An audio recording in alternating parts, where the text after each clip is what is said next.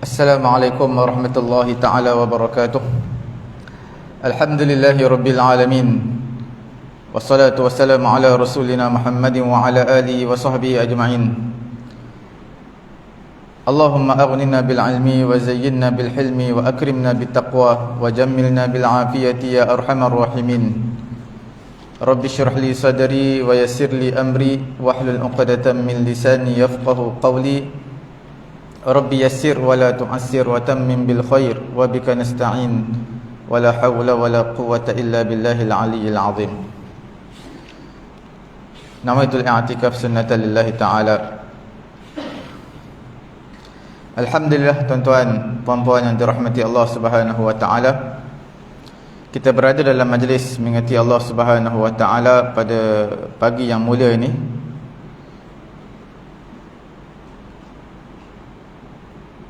Sebelum daripada itu, kita sambung pengajian kita pada bulan yang lalu mengenai dengan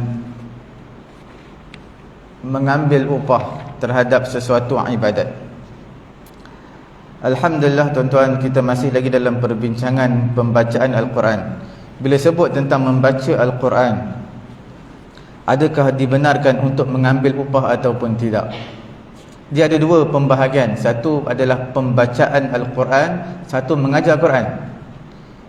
Ada orang dia baca saja Quran, dia tak mengajar, dia baca saja. Sebab dia alunkan lagu Quran, dia alunkan suara dia, maka dia mengambil upah di atas bacaan tu. Seperti mana yang telah ditetapkan dia dan juga pihak penganjur, perjanjian antara dia dan juga pihak penganjur dalam masa beberapa minit, 15 minit, 20 minit, maka dia akan dapat RM400, RM500. Kita ada bincang sebelum ini mengenai hukum-hukum seperti itu, dan kita telah pun membacakan dalil daripada Al-Quranul Karim dan juga hadis Nabi SAW. Cuma kita tak sempat habis mengenai dengan hadis Nabi dan juga dalil-dalil ini. Sebelum kita masuk mengenai dengan dalil, suka saya ingatkan sekali lagi, iaitu kita baca sikit ulang, sebab takut tuan-tuan masih terkial-kial, tiba-tiba baca dalil mengenai dengan apa. Okey, sekarang kita bincangkan mengenai apa yang berlaku pada zaman kita, iaitu pembacaan Al-Quran dengan mengambil upah. Bagaimana seseorang qari, pembaca Quran, dia mengambil upah di atas bacaan dia dengan mengambil upah dengan membaca beberapa potongan ayat ataupun tempoh yang tertentu. Kemudian dia, si pembaca Quran, telah memberikan, menghadiahkan pahala bacaan kepada mayat. Adakah sewaan seperti ini dibenarkan ataupun tidak? Adakah halal bagi si pembaca Quran mengambil upah ataupun tidak? Sewaan ni bermaksud pihak penganjur menyewa diri dia untuk membaca Quran dalam tempoh tertentu, ataupun ambil dia untuk baca Quran dalam berapa juzuk, baca di atas kubur ke, baca di mana ke, baca di rumah ke, kemudian hadiahkan kepada si mati, kemudian pihak penganjur tadi memberikan sagu hati. Pendapat yang pertama, kesimpulan saja saya berikan, iaitu pendapat yang pertama mengatakan perbuatan seperti ini tidak sah, iaitu mengambil upah di atas pembacaan Quran dan hadiahkan pahala bacaan tadi kepada si mati. Ini adalah pendapat dalam mazhab Hanafi, pendapat dalam mazhab Maliki, dan juga dia juga pendapat tadi adalah pendapat yang masyhur dalam mazhab Syafi'i dan juga mazhab Hanbali. Mereka menyatakan tak boleh. Sebab apa tak boleh? Kerana akad sewaan tersebut tak jelas. Tuan-tuan bila nak sewa satu kereta, kereta tu mesti ada dan boleh digunakan. Tak boleh saya sewa kereta, kereta rosak. Tak boleh. Dan pastikan kereta ni boleh dinaiki, iaitu boleh start enjin, boleh berjalan, bergerak macam biasa. Mengenai dengan pembacaan Quran, tuan-tuan sewa seseorang, walaupun pembacaan dia sedap, sewa dia untuk dibaca Quran, kemudian tuan-tuan bagi dia duit, niatkan supaya bacaan pahala tadi sampai kepada si mati. Sampai pahala kepada si mati ni kita tak jelas sampai ke tak sampai, sebab kita tak ada pengetahuan tentang perkara tersebut, sebab dia adalah perkara ghaibiyah, perkara yang ghaib, di luar penglihatan kita. Disebabkan kesamaran inilah, baca Quran hadiahkan kepada untuk si mati. Tak kira lah baca Quran seseorang itu, pihak penganjur bagi sagu hati kepada dia baca 5 juzuk ke 1 juzuk ke 30 juzuk ke.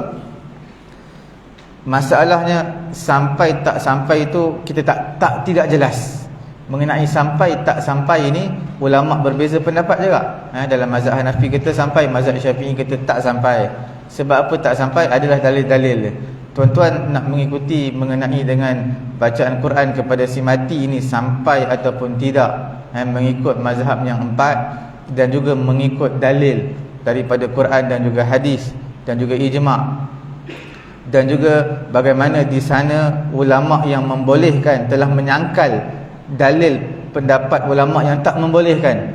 Ulama' yang tak membolehkan membaca Quran kepada si mati menyangkal pendapat ulama' yang bolehkan. Tuan-tuan boleh layari Facebook kami, iaitu Pusat Tahfiz At-Taqwa. Di sana ada perbahasan yang panjang, ada beberapa siri mengenai dengan sampai ataupun tidak pahala bacaan Quran kepada si mati. Facebook Pusat Tahfiz At-Taqwa, ataupun tuan-tuan boleh tengok YouTube Pusat Ilmu At-Taqwa. Di sana ada beberapa siri telah disebutkan. Okey. Pendapat yang kedua, mereka menyatakan pendapat kedua iaitu sah sewaan, kita sewa seseorang baca Quran, itu hukumnya sah dan hadiahkan kepada si mati. Itulah pendapat ulama' mutaakhirin dalam mazhab Maliki, dan itu juga pendapat yang masyhur dalam mazhab Maliki, dan sebahagian di kalangan ulama' Syafi'i menyatakan hukumnya sah. Sebab apa hukumnya sah? Ulama' mutaakhirin di kalangan ulama' Syafi'i, mereka menyatakan baca Quran kepada si mati, baca Quran kepada si mati hukumnya boleh dan sah akad tersebut, dengan syarat ada 4 gambaran yang kita bincangkan sebelum ini, iaitu pembacaan Quran tersebut di kubur, ataupun kalau tidak selepas baca Quran maka kita baca doa, maka pasti sampai, insya-Allah sampai. Sebab dalam mazhab Maliki tidak ada khilaf, tidak ada perbezaan di kalangan ulama dalam mazhab Maliki. Selepas baca Quran, baca doa, sampaikan pahala bacaan Quran kepada si mati sampai. Sebab yang ulama Maliki berbeza pendapat kalau tak baca doa. Perkara yang ketiga, kita baca Quran di hadapan si mati ataupun di hadapan orang yang bayar duit kepada kita, itu dibenarkan. Perkara yang keempat, iaitu baca Quran tapi kita niatkan al-mustajir fil qarb, kita sebutkan nama dia dalam hati kita, sampaikan pahala kepada dia. Apa dalil yang kita bincangkan sebelum ini? Ulama membenarkan dalil yang pertama adalah wa ta'awanu 'alal birri wat taqwa, membantu di atas kebaikan dan juga ketakwaan. Bila kita sewa seseorang, minta dia baca Quran 1 juzuk, kita bagi dia RM100, kita bantu dia, kita bagi RM100, dia pun bantu kita juga. Pembaca Quran untuk si mati, untuk arwah mak kita ataupun ayah kita. Kemudian dalil yang kedua, kita ada bincang panjang mengenai dengan seorang yang mana telah datang, satu rombongan telah datang di sebuah kampung tersebut tak nak beri hak tetamu. Mungkin mereka minta air ke, minta makanan sikit ke, sebab mereka terputus bekalan makanan. Mereka minta lah kampung tersebut bagilah mereka sikit. Mereka tak nak, kampung tersebut tak nak. Bila tak nak, Allah Ta'ala uji siapa ketua kampung dia, kena sengat ataupun kena patuk, kena sengat dengan kalajengking ataupun kena patuk dengan ular. Jadi penduduk kampung tersebut berubat-ubat tak sembuh-sembuh. Tanyalah kepada orang rombongan yang baru datang tadi, ada tak di kalangan kamu yang boleh berubat? Jadi seorang ni datang, dia kata saya pandai. Dia kata tapi jangan lupa kena bagi upah lepas tu. Lepas daripada dia berubat, sembuh, ketua kampung tersebut sembuh, dia boleh jalan seperti biasa. Maka pada ketika tu orang pun bagi dia upah, penduduk kampung tadi bagi dia kambing. Ada kata bagi segorombolan kambing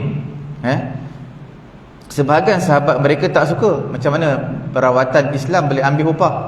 Jadi pada ketika itu Nabi SAW bersabda, mereka bawa isu ni kepada Nabi, maka Nabi kata inna ahaqqa ma akhadtum alaihi ajran kitabullah, iaitu perkara imbuhan yang paling berhak untuk kamu ambil upah adalah kitab Allah Subhanahu wa taala. Maknanya kitab Allah, Al-Quran ni kita boleh ambil upah. Nabi kata itulah yang paling berhak untuk mengambil upah. Walaupun di sana ada ulama jawab, dia kata Quran tersebut ambil upah sebab atas rawatan Islam, atas rawatan pembacaan Quran, itu yang boleh.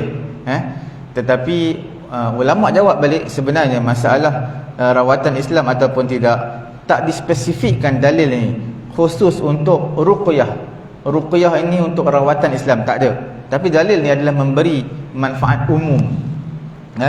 Sebab di dalam hadis ini ada disebutkan inna ahaqqa ma akhadtum alaihim ajran. Kalau ma ni disebut mim alif ma, dalam bahasa Arab dia memberi faedah umum.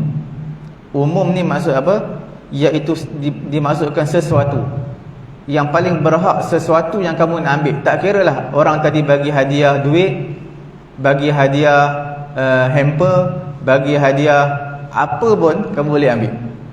Bagi hadiah motosikal ke basikal ke boleh ambil. Sebab ma ini adalah umum. Kemudian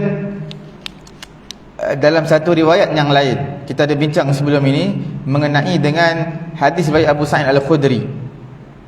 Masalah yang sama juga yang ceritanya, cuma di akhir itu mereka tak nak ambil lagi sebab mereka takut ambil upah di atas bacaan Quran. Mereka jumpa dengan Nabi. Nabi senyum. Bila Nabi senyum, itu menunjukkan Nabi setuju. Itu iqrar daripada Nabi. Wa ma adraka annaha ruqyah khuzuha wadribu li bisahm. Iaitu Nabi kata, macam mana kamu tahu Al-Fatihah ataupun bismillah itu ruqyah, satu rawatan, maka kamu ambillah yang kambing-kambing yang diberikan kepada kamu, tapi jangan lupa simpan untuk aku satu bahagian. Itu menunjukkan Nabi mengakui perkara ini hukumnya harus. Kemudian kita lihat juga dalam ulama menyatakan dalam hadis ini pembacaan Quran itu sendiri sebenarnya memberi penyembuhan, memberi penawar syifa kepada orang yang hidup.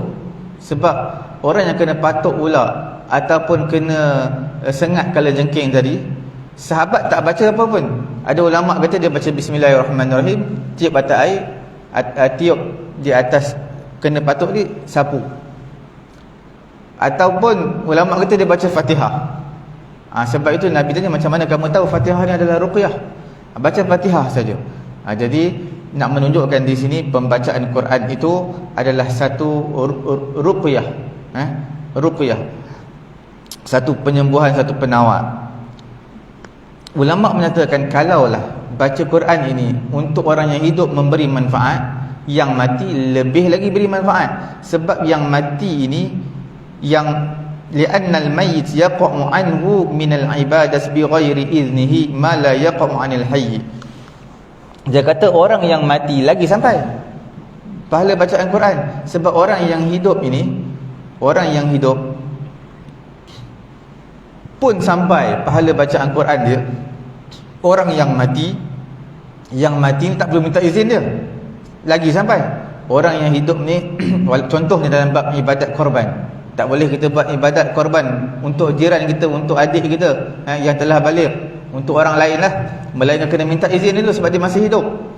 Jadi untuk orang yang mati, ulama nyatakan untuk orang yang mati macam mana kita nak minta izin. Jadi dalam pembacaan Quran ini untuk orang yang mati, hukumnya adalah lebih-lebih lagi dibenarkan berbanding dengan hukum orang yang masih hidup. Kemudian ulama jawab, dia kata apa? Orang yang membaca Quran untuk ruqyah, untuk menjampi, untuk rawatan Islam ini, laisa huwa alladhi yashfil marid, bukanlah dia yang menyembuhkan orang yang sakit. Wa kadzalikal qari, seperti itu juga orang yang membaca Quran kepada si mati, bukan dia yang menyampaikan pahala. Yang berhak untuk menyampaikan pahala adalah Allah Subhanahu wa taala. Wa innama yastahiq kullun minhuma al-ajr ala amalihi fil qiraah. Kita katakan orang yang masih kita buat rawatan, baca Al-Fatihah, tiup pada air bagi orang minum, mudah-mudahan sembuh. Contoh, bukan kita yang bagi sembuh kat dia, Allah Ta'ala yang bagi sembuh. Ini adalah satu perantaraan je. Kalau Allah Ta'ala nak serasikan, maka serasi jadi. Kalau tak, maka tak sembuh. Sama juga dalam pembacaan Quran untuk si mati ni, kita bukanlah sampaikan pahala, kita hanya perantaraan je menyampaikan pahala bacaan Quran ini nak disampaikan kepada si mati. Yang sampai bukan kita, Allah Ta'ala. Sama ada Allah Ta'ala nak sampai tak sampai, terpulang kepada Allah Subhanahu wa Ta'ala. Ya.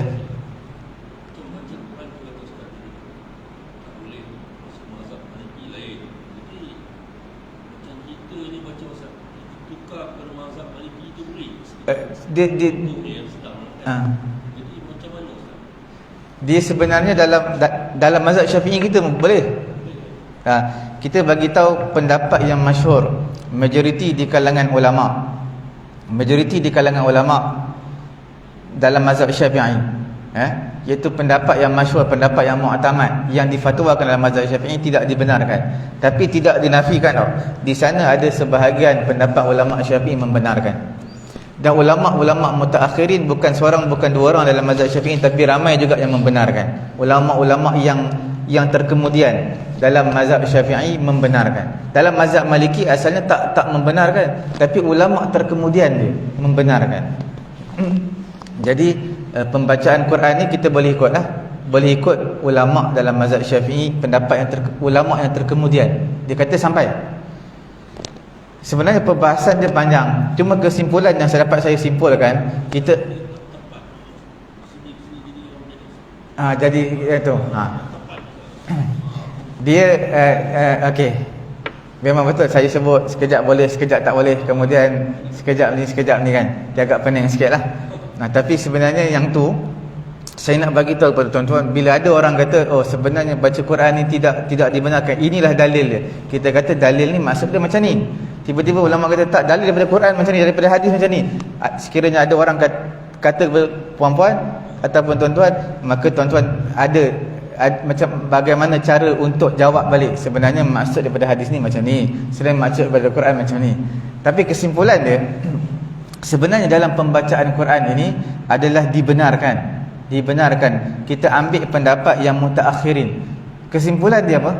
Iaitu perkara yang ghaib ni kita tak tahu. Perkara yang ghaib, perkara yang tak nampak depan mata kita tak tahu. Jadi kita ni bersangka baik dengan Allah, dengan pemurahnya Allah, dengan mulianya Allah Subhanahu wa taala, kita mengharapkan pahala itu sampai kepada si mati. Kalau ikutkan literal daripada Al-Quran, memang tak sampai. Wa allaisa lil insani illa ma sa'a, iaitu tidak ada bagi manusia melainkan apa yang diusahakan di kehidupan dunia. Orang mati tak ada apa dia dapat melainkan apa yang dia buat kat dunia. Kalau dia kuat semayang, itulah pahala yang dia dapat. Kalau dia kuat baca Quran, itulah yang dia akan dapat pahala kat akhirat nanti. Tapi ulama jawab, sebenarnya ayat itu bukannya ayat tu nak bagi tahu orang mati dia akan dapat apa yang diusahakan, tapi ayat tersebut tak menafikan apa yang orang lain buat manfaatnya sampai kepada si mati. Jadi di sini kita katakan bersangka baik dengan Allah, kita harapkan dengan rahmat Allah, dengan sifat ihsan Allah Ta'ala sampaikan pahala ini kepada si mati, pahala bacaan ni. Confirm sampai ataupun tak, wallahu subhanahu wa ta'ala a'lam. Kita tak tahu benda tersebut confirm ataupun tidak sampai ni. Sebab benda yang sampai ataupun tidak perkara ghaib, mustahil. Apa yang berlaku pada hari ni dekat luar, dekat dalam rumah tuan-tuan tak tahu. Mustahil tuan-tuan boleh nampak tahu apa yang berlaku kat rumah. Sebab perkara itu perkara ghaib, di luar daripada pengetahuan. Jadi kita bersangka baik dengan Allah Subhanahu wa ta'ala, kita katakan insya-Allah sampai. Cuma tadi adalah dalil ulama yang setuju, ulama yang tak setuju. Apa tujuan saya baca dalil ulama yang setuju, ulama yang tak setuju? Supaya tuan-tuan akan nampak di sana ada pelbagai jenis manusia yang akan datang kepada tuan-tuan. Jadi ada orang yang setuju, ada orang yang menafikan 100%, ada orang yang setuju 100%. Jadi bila mana setuju, tuan-tuan dah tahu sebenarnya masalah ini masalah khilaf. Ada ulama kata setuju, ada ulama kata tak setuju. Walaupun orang yang tak setuju tadi bagi dalil kepada tuan-tuan 100% dalil, dia kata tak setuju, bagi dalil Quran, hadis semua, tuan-tuan tahu, oh sebenarnya saya biasa dengar ni kuliah ustaz di masjid di surau, oh sebenarnya ayat Quran ni bermaksud sedemikian, hadis ni maksudnya adalah maksudnya adalah begini. Jadi supaya tuan-tuan bila nampak ada orang berhujah dengan Quran dan juga hadis, memang maksud literalnya begitu, tapi sebenarnya dia ada maksud tersurat dan juga maksud yang tersirat. Okey, kita lihat lagi.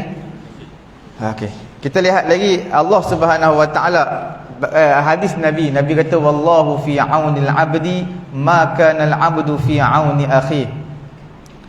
Allah Taala ni bantuan dia sentiasa bersama hamba-Nya selagi mana bantuan hamba-Nya bersama dengan saudaranya. Apa maksudnya? Iaitu tuan-tuan yang sentiasa bantu sahabat tuan-tuan, sebenarnya tuan-tuan yang sedang bantu sahabat tuan-tuan, Allah Ta'ala sedang membantu tuan-tuan. Itu maksud dia. Jadi apa nak bagi tahu pada ayat ini? Nak bagi tahu ayyu aunin anfa', mana-mana apa jeniskah pertolongan yang lebih memberi manfaat berbanding dengan pertolongan memberi upah dan juga hadiah pahala.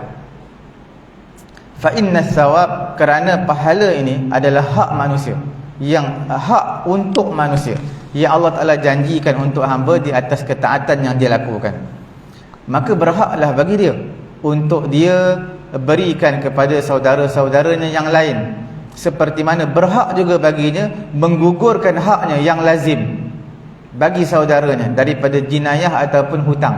Tuan-tuan, dalam hadis ini wallahu fi aunil abdi ma kana al abdu fi auni akhi, bantuan Allah Ta'ala sentiasa bersama dengan saya selagi mana saya membantu sahabat saya ataupun saudara se-Islam saya. Dalam ayat ini, dalam hadis ini, apa yang kita nak, benda yang paling manfaat adalah upah. Kalau di kehidupan dunia, upahnya duit, itu yang paling berharga. Tuan-tuan bagilah hamper, sagu hati, biskut, macam-macam, beras. Apa yang orang tadi nak? Duit. Tuan-tuan bagilah kepada orang miskin. Bagi dia ni untuk bantuan orang miskin, hamper, kami berikan hamper, kami berikan plastik hadiah, 3-4 jenis hadiah. Mereka rasa gembira, tapi tak sampai ke tahap kemuncak kegembiraan dia. Sebab kegembiraan orang miskin ataupun kita sendiri adalah duit. Kita nak duit, bukan kita nak hadiah. Hadiah yang paling bernilai adalah duit. Mungkin antara biskut-biskut yang banyak tadi, antara hadiah-hadiah yang banyak, ada yang tuan-tuan minat, ada yang tuan-tuan tidak berminat. Ataupun antara hadiah tadi, hamper dia bagi jus, cordial, macam-macam cordial ada. Ada tuan-tuan minat cordial, mungkin anggur, dia bagi orange. Jadi tapi tuan-tuan tetap gembira. Kegembiraan yang tidak dinafikan adalah duit. Sebab itu zakat kita dengan duit. Kita tak bagi zakat dengan beras. Tuan-tuan, mazhab Syafi'i zakat dengan beras tau. Sebab apa? Makanan asasi. Tujuan zakat ini adalah menampung kekurangan orang miskin, menjaga hak asasi, menjaga makanan asasi mereka. Sebab orang miskin kalau tak ada makanan boleh mati. Jadi macam mana sebab itu syariat kita dalam mazhab Syafi'i kita beras. Tapi beras ini sudah tidak diguna pakai lagi pada zaman sekarang. Sebab orang miskin ni kalau beras, rumah dia pun banyak beras. Tuan-tuan bagi dia duit, dia gembira. Sebab apa? Duit ni dia boleh beli beras kalau dia nak. Kalau dia tak nak beras, dia boleh beli benda lain. Dan bila tuan-tuan bagi duit, tak semestinya dia perlukan beras saja. Dia perlukan juga perkara lain. Bayar yuran sekolah anak dia, untuk beli gas dapur dia. Kalau tuan-tuan bagi beras saja, kalaulah beras tu ada tapi gas tidak ada, api tak ada, mancis tak ada, macam mana dia nak beli? Dia perlukan duit. Jadi sebab itu pendapat yang bertepatan dengan keadaan semasa kita adalah pendapat dalam mazhab Hanafi. Dalam mazhab Hanafi dia kata bayar dengan nilai beras, iaitu duit. Walaupun satu ketika dahulu Imam Abu Hanifah dalam mazhab Hanafi dia dikecam sebab pendapat dia pelik daripada orang. Sebab ulama-ulama lain, tiga mazhab yang lain mereka kata apa? Bayar al-quds, makanan asasi. Tiba-tiba mazhab Hanafi dia kata nilai pun boleh lah. Nilai daripada makanan asasi di beras. Macam kita bayar sekarang nilai beras. Bila fikir-fikir balik, rupanya Imam Abu Hanifah dalam mazhab Hanafi yang dulu ulama tak setuju dengan dia, tapi bila bertukarnya zaman, kita dah jadi setuju dengan dia. Kita sekarang guna mazhab Hanafi. Bukan setakat di Malaysia, bahkan mungkin satu dunia menggunakan bayaran zakat fitrah dengan duit. Tidak ada menggunakan makanan asasi. Sebab apa? Kerana duit ini keperluan dia adalah lebih untuk keperluan dia dapat menampung kekurangan orang miskin. Tujuan zakat adalah untuk membantu orang miskin. Kalau bantu beras, rumah dia boleh beri ada beras. Kalau nak bantu makanan asasi, contohnya gandum, rumah dia ada gandum. Di sebahagian negara-negara yang lain, kalau bagi duit, dia boleh beri sendiri beras. Kalau tuan-tuan bagi semua beras, zakat fitrah semua beras, last sekali dia kena jual balik beras tu. Tapi tak semesti orang beli beras dengan dia, sebab kat kedai-kedai pun dia jual. Jadi di sini menunjukkan satu ketika dahulu mazhab Hanafi pernah dikecam kerana pendapat dia berbeza dengan ulama-ulama yang lain, tapi akhirnya pada zaman sekarang ini pendapat dia lah yang diguna pakai. Tuan-tuan biasa dengar pendapat Ibnu Taimiyah. Ibnu Taimiyah pendapat dia agak janggal pada zaman dia. Tapi tuan-tuan, di bank-bank kita, bank-bank Islam, bank yang menggunakan konsep patuh syariah ni, sebahagian besarnya adalah pendapat Ibnu Taimiyah. Walaupun pendapat dia agak ganjil pada ketika itu, pada zaman dia, tapi last sekali pada zaman sekarang ini ada beberapa pendapat dia diguna, dan itulah bukan digunakan di Malaysia, di satu dunia menggunakan konsep dia. Nampak? Jadi ada pendapat-pendapat yang mungkin pada zaman sekarang kita pelik pendapat ni. Kita tak tahu, mungkin ulama yang mengatakan pendapat yang pelik pada sekarang ini 10 tahun, 15 tahun akan datang, rupanya zaman berubah. Itulah pendapat yang generasi akan datang berpegang dengan pendapat dia. Jadi tuan-tuan, jangan terlampau meloncat dalam sesuatu isu. Kalau ada ulama keluarkan pendapat yang pelik, itu mungkin adalah ijtihad dia. Tak apalah. Kalau betul pun tak apa, kalau salah pun tak apa. Tidak berdosa. Tetapi kita tak tahu, mungkin di akhir nanti, mungkin 10, 15 tahun, 20 tahun akan datang, zaman pun dah berubah dan pendapat dia itu adalah lebih mencapai kepada maqasid. Maqasid adalah maksud daripada syariat itu untuk kita capai matlamat objektif, maka kita menggunakan pendapat tersebut. Kita lihat lagi yang kita sebutkan tadi, yang kita paling kita nak adalah duit di kehidupan dunia. Kehidupan akhirat kita nak duit lah, nak pahala. Jadi apakah cara untuk kita bantu orang yang mati? Nak bagi duit, mereka tak nak. Jadi cara yang terbaik adalah kita menyampaikan pahala. Yang kita di kehidupan dunia, kita baca Quran untuk orang si mati, kita buat tahlil untuk si mati ini, apa yang mengharapkan pahala itu tidak dinafikan lah. Memang semua kita yang berada di masjid ini, semua kita nak redha Allah Subhanahu Wa Taala. Cuma yang paling bernilai adalah duit kita di kehidupan dunia. Kemudian bila saya dah dapat duit, contoh saya baca Quran, saya dapat duit, jadi duit tu terpulang kepada saya. Apa yang saya nak buat? Saya nak bagi orang miskin ke, saya nak belanja untuk saya ke, nak bagi anak saya, terpulang. Begitulah juga bila kita baca, ya. Kita baca Quran tadi, kita niatkan saja ikhlas kita baca, tak pakai mazhab mana, kita ikhlas kepada Allah. Boleh. Jadi itu yang saya nak sebut. Macam kita baca Quran, sebenarnya kita baca Quran confirm akan mendapat pahala daripada Allah Subhanahu Wa Taala.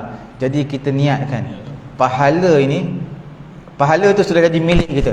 Bila milik kita, macam duit tadi sudah jadi, bila orang bagi saya duit sudah jadi saya punya milik, terpulang kepada saya lah, saya nak bagi orang ke saya nak belanja.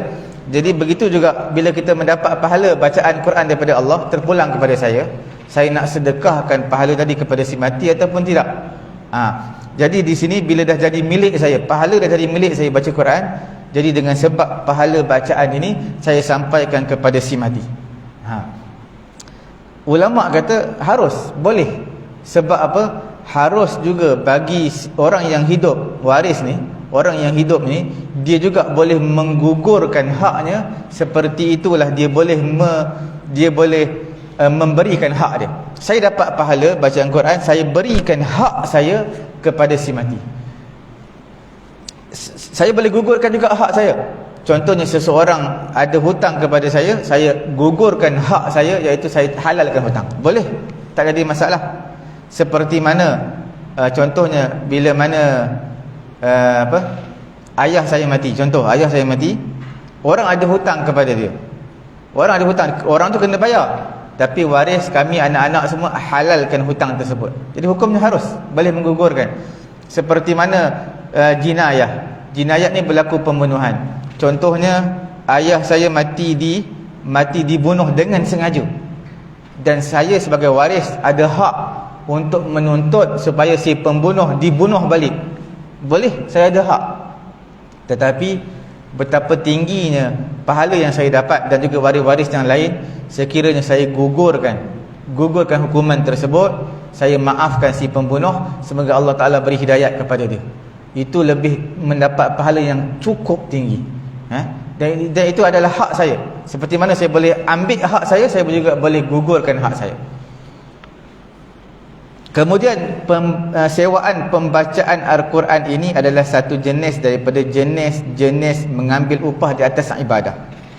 Seperti mana mengupah untuk mengimarahkan rumah Allah Subhanahu Wa Taala, dan juga haji untuk orang yang haji di Baitullah, dan juga menulis kitab Allah Ta'ala. Semua ni boleh kita ambil upah. Ini semua adalah jenis-jenis ibadat. Tuan-tuan tulis ayat Quran adalah jenis ibadat. Tuan-tuan tulis ayat Quran, baca Quran, sentuh Quran, tulis Quran, itu adalah ibadat. Sekarang ni boleh tak? Sebab tulisan tuan-tuan ada seni, ada khat, ada raqa'ah, ada khat nasakh dan sebagainya. Tuan-tuan tulis seni, cantik, tulis ayat kursi, kemudian tuan-tuan jual. Boleh. Walaupun dia adalah satu ibadat, tetapi sewaan tu mana tuan-tuan yang bakat yang tuan-tuan ada, tuan-tuan ukir jadi seni, tulisan dia cantik. Ayat tu ayat kursi, ayat Al-Fatihah, tapi nampak seni dia cantik, jadi tuan-tuan jual. Orang pun beli, duit tu boleh ambil? Boleh. Disebabkan mengambil upah di atas ibadat, boleh. Tuan-tuan, contohnya seperti mana sebahagian masjid yang lain ataupun surau, mereka buat untuk bagi budak-budak ni datang ke masjid, budak-budak sekolah ni, mereka kan pergi sekolah awal pukul 7 dah gerak dah, masuk 7.30 atau 6.45 dah gerak dah, sebab masuk sekolah awal. Jadi pihak masjid nak galakkan mereka semayang. Siapa yang datang masjid pakai uniform sekolah, kita bagi duit belanja untuk di sekolah RM5 seorang, dengan syarat dia semayang subuh di sini, dan juga dengan syarat dia pakai uniform sekolah, kita akan bagi RM5 seorang. Di sebahagian masjid ada buat benda ni, dan untuk menggalakkan pelajar-pelajar untuk sembahyang di masjid. Adakah kita kata tak boleh ambil duit ni, kita sembahyang kerana Allah Ta'ala? Itulah cara untuk motivate pelajar-pelajar, anak-anak kita datang sembahyang di masjid, maka mereka akan dapat duit. Jadi itu juga memberi upah mereka, sebab datang masjid sembahyang bagi duit, upah tersebut dibenarkan. Sebab itu cara di sana ada kebaikan, memberi motivation kepada mereka. Nampak? Kemudian dalil yang berikutnya adalah istishab. Istishab ni maksud apa? Asal sesuatu itu adalah, asal sewaan itu adalah disyariatkan. Tak kiralah perkataan. Tuan-tuan jemput seorang penceramah, seorang yang mengajar contohnya mengajar di universiti, dia datang berdasarkan waktu mengajar dia je tuan-tuan bayar. Contohlah. Jadi setiap pertuturan dia itu akan dibayar sebab mengikut masa dia. Kemudian contoh perbuatan tuan-tuan sewa coach untuk latih orang main bola, bayar. Tapi itu bukan mengenai dengan pembacaan Quran lah. Contohnya kita kata latih untuk mengajar tarannum, latih untuk membaiki pahala membaiki bacaan Quran. Itu semua melalui perbuatan. Bagaimana cara nak sebut, tengok mulut guru. Jadi itu semua melalui perbuatan. Jadi perbuatan ini adalah selagi mana tidak ada larangan dalam syariat, maka dibenarkan untuk mengambil upah. Selagi mana tidak ada larangan dalam syariat. Jadi tuan-tuan yang menggunakan ada bakat dalam percakapan, pertuturan, ada bakat dalam perbuatan, apa-apa jenis sewaan tuan-tuan boleh ambil, walaupun menggunakan kitab Allah, iaitu mengajar kitab Allah, mengajar hadis Nabi, iaitu tuan-tuan betulkan bacaan, tuan-tuan tulis Quran, tulis hadis, kemudian jual, tulis buku hadis, jual. Itu semua adalah jenis-jenis ibadat, selagi mana tidak datang dalam Quran dan juga hadis larangan untuk mengambil upah di atas ibadat perkara-perkara ini, sama ada penulisan, perkataan, perbuatan, selagi mana tidak ada larangan maka hukumnya harus. Itu dipanggil dalam usul fiqh dipanggil sebagai al-istishab, iaitu ikut kepada asal. Asalnya dibenarkan. Seperti mana jual belilah sekarang ni, macam-macam akad ada, macam-macam trend ada. Jadi kita katakan kalau dah tak jumpa dah cara dia, maka kita katakan di akhir sekali, apa dia, selagi mana tidak ada unsur-unsur khianat, tipu, gharar dalam jual beli, maka hukumnya harus. Itu di akhir sekali. Sebelum tu kita kena cari dalil dulu lah, dalil dulu. Kemudian dia bagi contoh di sini, iaitu seperti mana seseorang memberi upah kepada seseorang yang lain untuk membaca Quran. Ini juga termasuk dalam hukum ini, kerana dia tidak ada larangan daripada Nabi, larangan yang spesifik daripada Nabi. Maka hukumnya bila tidak ada larangan spesifik, maka hukumnya harus. Sebab larangan secara umum tu ada, kita tak nafikan. Cuma bila larangan umum ni, dia memberi hukum umum. Kita tak boleh untuk khususkan pembacaan Quran sebab dia umum. Jadi bila mana nak dispesifikkan hukum terhadap sesuatu masalah, kena ada dalil yang spesifik. Dalil daripada Quran di sana untuk pengetahuan tuan-tuan. Kalau ada orang yang berdalilkan dengan dalil Quran ni, dia tak boleh ambil upah daripada Quran. Tak boleh ambil upah, tak kira lah baca Quran, mengajar Quran, tak boleh ambil upah. Apa dalilnya? Wala tashtaru bi ayati thamanan qalilan wa iyaya fattaqun. Jangan kamu membeli ayat-ayat Quran dengan harga yang murah. Kamu ajar orang Quran, kamu ambil upah, seolah-olah kamu jual beli Quran. Kamu memberi ceramah ayat Quran, mengajar tafsir, kemudian ambil upah. Jadi seolah-olah kamu jual Quran, kamu ambil upah bayaran. Itu dalil dia. Jadi di sini mengambil upah terhadap imbalan yang tuan-tuan buat, baca Quran, mengajar Quran, itu adalah pembelian Quran. Membeli Quran adalah termasuk dalam ancaman ini.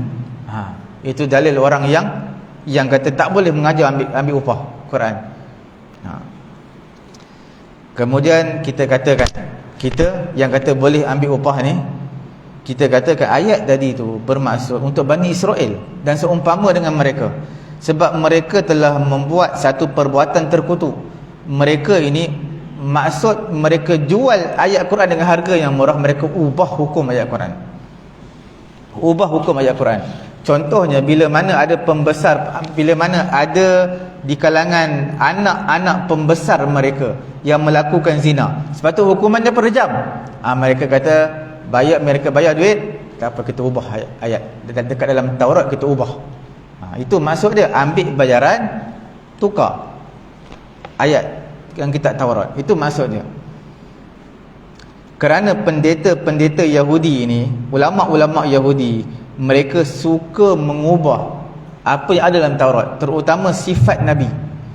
Dalam Taurat diceritakan terperinci sifat Nabi seperti ni, tapi mereka nak sembunyikan. Tak nak orang Yahudi tahu inilah sifat Nabi pada akhir zaman, pada untuk Nabi yang terakhir. Mereka tak nak bagi orang Yahudi tahu. Mereka ubah. Kemudian mereka ambil harta, mereka ambil duit sebagai imbalan apa yang mereka ubah tadi. Mereka ubah hukum. Perkara inilah yang dilarang. Perkara ini yang dilarang. Mana siapa yang buat seperti mana perbuatan orang Yahudi itu yang dilarang. Bukan kita yang mengajar Quran. Mengajar Quran kita tak ubah apa hukum Quran. Kita baca sama mat asli dua harakat mat asli. Kemudian yang mana pendek kita pendekkan. Semua kita ajar benda yang betul. Kita tak kata pun kita buat benda yang bertentangan dengan hukum tajwid. Kalau mengajar hukum hakam Quran, tafsir, dia tak cerita pun benda bertentangan dengan Quran. Jadi tak termasuk dalam ayat ni. Kemudian ulama menyatakan ayat ini, ayat yang kita sebutkan tadi, merangkumi juga kepada orang yang menjadi fardu ain untuk mengajar. Fa aba illa bi ujrah wal awla. Dia kata ayat ni sebenarnya untuk orang yang menjadi fardu ain, menjadi fardu ain kepada dia untuk mengajar Quran. Contohnya, di kawasan tuan-tuan ni tak ada siapa yang pandai mengajar Quran, melainkan seorang ni je pandai. Tapi seorang ni demand tinggi sangat, jadi sampai orang tak boleh baca Quran. Sebab dia kata nak belajar dengan dia kena bayar, seorang kena bayar macam ni. Memang tak ada orang nak mengajar Quran, dia seorang aja. Sepatutnya fardu ain ke atas dia mengajar. Jadi kita katakan memang fardu ain, dan dia ada hak untuk minta kepada tuan-tuan bayar. Tapi jangan minta tinggi-tinggi lah, minta yang setara dengan dia lah, yang setara dengan keadaan sekarang. Makna kalau walaupun dia fardu ain, sebab tak ada orang lain pandai baca Quran, dia seorang je pandai, maka dia kena mengajar, tapi dia boleh minta untuk mendapatkan habuan duit. Kemudian sebab apa? Sebab ta'ayyunut ta'lim ala syakhsin la yamna' min akhdhil ujrah, li'anna ta'lim al-Quran fi aslihi fardu kifayah. Dia kata sebenarnya mengajar Quran ni asalnya fardu kifayah. Asal mengajar Quran fardu kifayah. Tuan-tuan yang baca Quran, ada orang mengajar, macam ada ustaz mengajar di sini, mengajar bacaan Quran fardu kifayah asalnya. Tapi bila dah tak ada orang, jadi fardu ain lah. Tak ada orang. Semayang, contoh semayang jemaah ni fardu kifayah. Siapa nak datang, datanglah. Dia dapat pahala lebih, tak nak datang pun tak apa. Tapi kalau semua tak nak datang, jadi fardu ain. Jadi fardu ain, mesti kena ada orang datang. Jadi ulama menyatakan wala yadhurru turu'ut ta'ayyun 'alaihi ka it'amil mudtar ma'a taghrimihi al-badal. Dia kata walaupun fardu ain, tak menafikan hak dia mengajar Quran untuk dapat duit. Contoh, tuan-tuan jumpa seseorang ni, dia nak makanan ni, dia kata dah 5 hari dia tidak makan. Tuan-tuan wajib bagi duit ataupun beli makanan untuk dia, bagi dia makan. Wajib. Hukumnya wajib. Cuma masalahnya, tuan-tuan yang bagi duit dekat dia, yang beli makanan dekat dia, tuan-tuan boleh minta balik tak apa yang tuan-tuan bagi? Boleh. Walaupun jadi fardu ain kepada tuan-tuan, hukumnya boleh untuk mendapat balik apa yang tuan-tuan bagi dekat dia, sebab untuk melangsungkan kehidupan dia. Kalau tak, dia tu mati. Sama juga macam mengajar Quran. Mengajar Quran fardu ain, tuan-tuan kena mengajar, sebab tak ada orang yang pandai Quran mengajar Quran.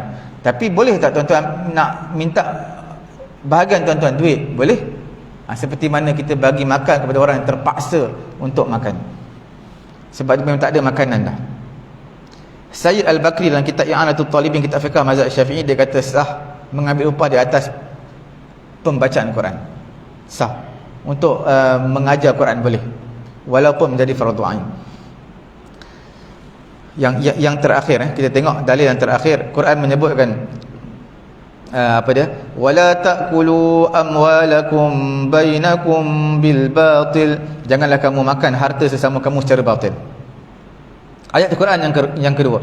Ya ayyuhalladzina amanu inna katsiran minal ahbari war ruhbani la ya'kuluna amwalan nasi bil batil Wahai orang beriman, jangan sesungguhnya kebanyakan di kalangan pendeta-pendeta Yahudi Nasrani ini, mereka makan harta manusia secara batil.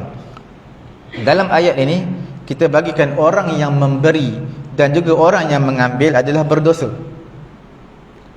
Pendeta Yahudi yang membacakan kitab Taurat kepada mereka, yang ubah ke hukum hakam, dia ambil duit, dia berdosa. Orang yang mengambil, orang yang memberi berdosa juga. Dia macam rasuah lah. Rasuah ni ar-rashi wal murtashi finnar. Orang yang mengambil rasuah, yang memberi rasuah dalam api neraka. Bukan kita kata penerima rasuah je yang berdosa, pemberi tak berdosa. Tak. Semua berdosa. Sekarang ni di IPTA, untuk pengetahuan tuan-tuan, sekarang ini diwajibkan untuk student-student belajar rasuah. Rasuah ini adalah satu subjek yang wajib untuk pelajar-pelajar mengetahui. Sebab ramai orang tak tahu rasuah. Bukan kata pelajar-pelajar yang muda ni tak tahu, student ni, tuan-tuan pun mungkin tak tahu. Saya biasa sekali untuk pengetahuan tuan-tuan, saya ada satu kedai runcit saya buka. Saya buat, ada member saya uruskan lesen, dan dia bukan bahagian lesen, tetapi dia minta kepada kawan dia untuk buatkan. Di situ tulis lesen ni kedai RM90. Dia minta saya RM1,500. Saya kata saya tak nak bayar RM1,500. Yang tertera di situ RM90, saya bayar RM90 je. Dia kata tak, saya bantu tuan ni. Saya bantu tuan, sebenarnya tidak boleh dapat lesen, tapi saya bantu tuan untuk dapatkan, untuk cepatkan dan dapatkan. Saya kata itu semua adalah, saya bagi tahu terang, itu semua adalah apa? Rasuah. Dia kata tak tuan, ini saya bantu tuan tau, bukan rasuah. Nampak tak? Orang yang mana atas nama bantu, dia ada jawatan lesen tu yang klik, lulus tak lulus, dia yang bahagian tu key in, dia tekan lulus, keluar print RM90. Dia minta RM1,500. Saya tak nak bayar. Sampai sekarang saya tak nak bayar. Saya kata rasuah. Sebab rasuah ni bukan dia yang berdosa, kita sekali berdosa. Nabi kata ar-rashi wal murtashi finnar. Orang yang pemberi rasuah dan penerima rasuah akan masuk dalam api neraka Allah. Sebab tu sekarang ni di IPTA akan diwajibkan pelajar untuk mempelajari satu subjek rasuah ni ada dalam IPTA. Kerana dalam situasi sekarang yang agak membimbangkan, kita lihat di media-media bagaimana kes rasuah ini bukan 1,000, bukan 1 juta, bukan 2 juta, tetapi ratusan dan juga hampir ke berbilion. Jadi benda tu nak bagi tahu, kalau siapa yang sudah terjebak dalam perkara ni, dia rasa benda tu biasa. Tuan-tuan yang biasa mencuri, last sekali tuan-tuan rasa curi tu benda biasa lah, tak ada apalah. Setakat curi slipper kat luar tak ada apalah, biasa. Sebab tuan-tuan dah biasa curi duit ribu-ribu ringgit. Tuan-tuan setakat nak ambil kasut kat luar berapa ratus ringgit biasa. Padahal zaman Nabi, dalam peperangan Khaybar, sahabat mengambil bahagian dia, tapi belum dibahagikan lagi, tapi dia ada bahagian dalam tu, tapi belum dibahagikan. Sebab bahagian-bahagian harta ghanimah, harta rampasan peperangan, tunggu Nabi yang akan bedak-bedak loh. Tapi dia mengambil bahagian dia sebelum dibedak-bedak. Dia ambil dulu. Dia ambil kain je, kain. Kemudian Nabi kata itulah yang dia akan menjadi penghuni api neraka Allah Subhanahu Wa Taala. Kain je. Walaupun dia ada bahagian dalam tu, tapi tak dibahagikan lagi. Nampak? Jadi nak bagi tahu benda yang kecil je.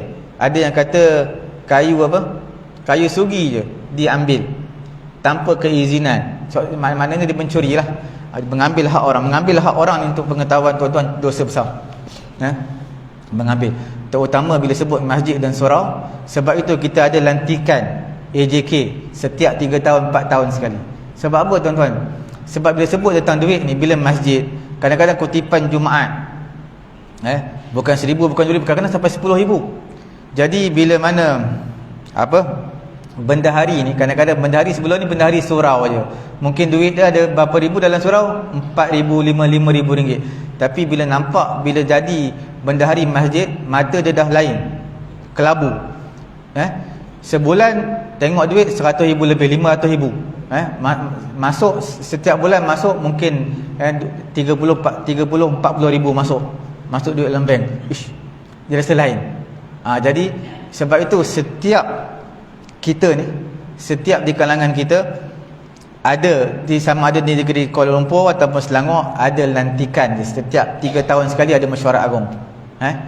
Di Selangor semalam, di tempat saya semalam. Di sini sama juga KL, masa dalam beberapa minggu lagi mungkin ada mesyuarat agung akan tukar. Sebab itulah yang berlaku sebenarnya. Manusia bila diberi jawatan, dia seorang saja pegang jawatan, apa yang akan berlaku? Dia akan lupa. Dia akan lupa siapa diri dia sebenarnya. Dia lupa. Sebab itu untuk pemimpin-pemimpin Islam, tuan-tuan lihat di negara US pun, dia tak boleh menjadi presiden lebih daripada dua penggal. Sebab apa? Bila lebih 2 penggal ni, manusia rasa diri dia adalah Tuhan. Diri dia Tuhan, semua kuasa tangan dia. Sebab itu di negara-negara barat selalunya mereka tak akan beri untuk jawatan presiden lebih daripada 2 penggal. Kalau tuan-tuan lihat di negara Islam lah, diberi jawatan yang panjang dan lama-lama. Tuan-tuan boleh lihat di negeri Mesir, Hosni Mubarak. Saya rasalah Hosni Mubarak menjadi Perdana Menteri Mesir ni, saya rasa 30 tahun. 20 tahun atau 30 tahun. Kemudian tuan-tuan lihat Sudan, nama dia Bashir nama. Lama dia, 20 tahun ke apa? Lama. Kemudian tuan-tuan lihat di Libya sebelum ni, Muammar Gaddafi. Lama dia. Berapa puluh tahun dia jadi presiden. Itu semua negara Islam tu. Tapi lama-lama. Bila lama ni tuan-tuan tahulah, kita sendiri pun kalau jadi imam sampai 20 tahun, apa kita akan masuk orang baru, kita kata bacaan ni salah, tak boleh. Sepatutnya sebab apa? Kita jadi imam 20 tahun masjid ni, masjid yang sama 20 tahun. Sebab tu Jawi dia tak akan bagi imam dia duduk kat masjid lama-lama. Imam 2 tahun 3 tahun pindah transfer masjid lain. 1 tahun 2 tahun, kadang-kadang setengah tahun transfer masjid lain. Sebab dia tak boleh duduk lama-lama. Itulah sifat manusia. Cukup sekadar tu tuan-tuan, 7.30. Jadi kita nak ada beberapa dalil yang lain mengenai dengan mengambil upah di atas bacaan Quran, di atas mengajar Quran. Jadi saya nak bagi tahu sebenarnya setiap ayat Quran yang dalil tadi kita tak boleh faham maksud literal. Kalau kita faham maksud literal, maka kita akan kata memang tak boleh ambil upah. Tapi sebenarnya ada maksud yang kita perlu tahu di sebalik ayat tadi. Ada apa-apa soalan?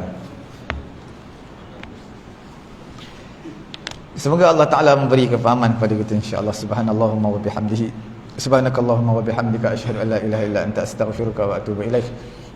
Bismillahirrahmanirrahim. Alhamdulillahirabbil alamin, wassalatu wassalamu ala rasulina Muhammadin wa ala alihi wa sahbihi ajma'in. Allahumma anfa'na bima 'allamtana wa 'allimna ma yanfa'una wa zidna 'ilma. Alhamdulillahi ala kulli hal wa na'udzubillahi min hali ahli an-nar. Rabbana atina fid dunya hasanah wa fil akhirati hasanatan wa qina 'adzabannar. Wa sallallahu ala sayyidina Muhammadin wa ala alihi wa sahbihi ajma'in. Walhamdulillahi rabbil alamin. Taqabbalallahu.